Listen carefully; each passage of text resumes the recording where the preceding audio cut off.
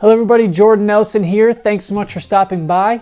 I got a question on one of my YouTube videos about frame rates. So that's what we're going to talk about today. So here's the question I got asked. When you're doing a shoot, do you constantly switch between 24 frames per second and 60 frames per second to get both regular and slow motion footage? Is it possible to play 60 frames per second back on your 24 frames per second timeline and have it be in regular motion? All right, that's a great question. When I first started doing video, I was super confused about all the frame rate stuff and like the timeline and what I can shoot in and then what I can do in editing. So here is kind of what I've come to. So ideally, you want to know exactly what you're gonna do with those clips when you're shooting them. So if you're out in the field, if you know you want those clips to be in real time and you want to either use 24 or 30 frames per second, I use 24, then I will shoot in 24 frames per second. If I want it to be slowed down to about 50%, then I'll use 60 frames per second. If I know that I'm gonna want it to be in super slow motion at about 20% of its normal speed, I'll use 120 frames per second. So I know that before I even start shooting. I primarily do wedding films, so I know for the entire day I'm shooting at 120, except for the ceremony where I'm gonna be shooting 60 frames per second,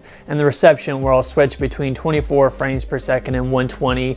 If the dance floor is, really hype, I'll use some 120 with, the cool lights. But if the dance floor is kind of non-existent, I might just use 24 frames per second for the entire reception. So I know exactly what I want in slow motion and what I want in real time and how slow I want it as I'm shooting. That is the ideal. That's where you want to get. Now, what do you do when you're not sure what you want to do in post-production? You want the flexibility to either have it in real time or in slow motion. So as I'm talking about this, don't forget that this is not the ideal situation. This is not what you should always do, but just when you're unsure and want to have the flexibility to do whatever you want to do. So like the question asked, let's say you have 60 frames per second and 24 frames per second, which one do you choose? Are you switching back and forth the whole time? So one option is you can shoot in 60 frames per second the entire time, because if any particular clip in your project or whatever you're doing, you may want to make slow motion, that would be the best way to do it. That would have the smoothest looking slow motion if you were to choose to use slow motion for that clip.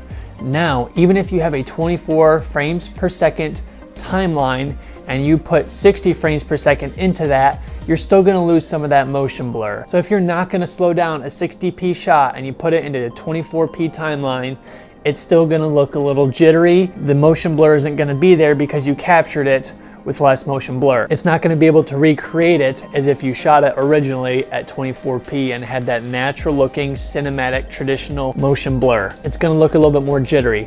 But some people, many people even, are totally cool with that. That's a-okay, they almost like the look even. Depending on the project you're doing, you might be totally fine with that. Shoot all day in 60p, you're good to go. You can pick whatever you want, whether you make it real time and it's a little jittery with less motion blur, totally fine. And if you want to slow it down by 50%, now it looks great. But don't think just because you put 60p footage into a 20p timeline and then keep that in real time without slowing it down that it's going to look exactly like you shot it in 24p. It's just not going to. Here's an example of one I did in 120p and then imported into a 24p timeline and left it in real time. Now the reason that it was shot in 120 is because I was late getting over there and I couldn't change my settings. This was a family wedding. It was on my cousin's wedding, so I was talking with some family and then shoot, they were coming out to do their introductions and I was rushing over there, so that was my bad. I make mistakes.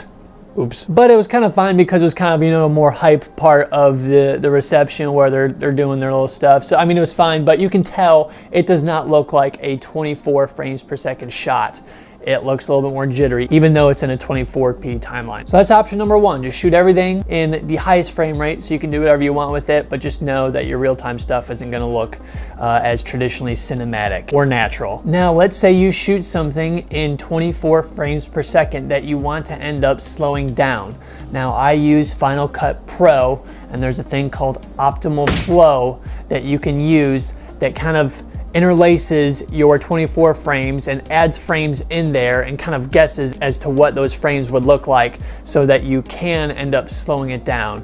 Now this is a tricky one. Sometimes it does not work. It will create artifacts And if you have different objects moving in front of each other, it's going to get confused as to what's what, and there's going to be all kinds of crazy stuff. But if you have more of a solid background without things kind of overlapping each other, it could very well work. And you can be pleasantly surprised, even if there's lots of stuff going on, maybe it'll get it right. So it can actually look really good. Here's a shot, the very first wedding I ever did during the sparkler exit. This was shot in 24 frames per second, and then I slowed it down. So it can work, but it's not the most ideal or foolproof. You don't want to have to rely on that, because I could bet that many of your shots won't be able to be slowed down if it's 24p without having some crazy stuff going on. I'm sure Adobe Premiere Pro also has something like that as well, similar to optical flow. You can go ahead and look that up and just apply it to that clip and then see how it looks if you want it slowed down. But really, at the end of the day, the most ideal is you're shooting in whatever frame rate that you know you're going to use it for in post-production. If you have no idea, those are kind of your only two other options. Using the optimal flow in post-production if you have a low frame rate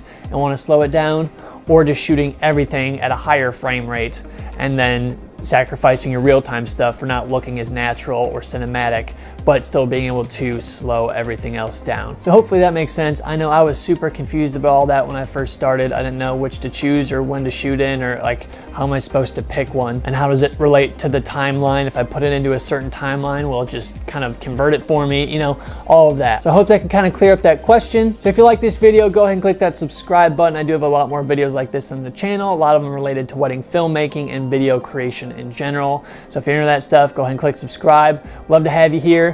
Please leave a comment below if you have any questions or comments or things to add or other ideas I didn't address. I don't know everything. I'm not the expert of all experts. I just know what I know and what I've learned over the past few years. So let me know if you have anything else to add. Would love to hear from you. Thanks so much for watching. See you all in the next video.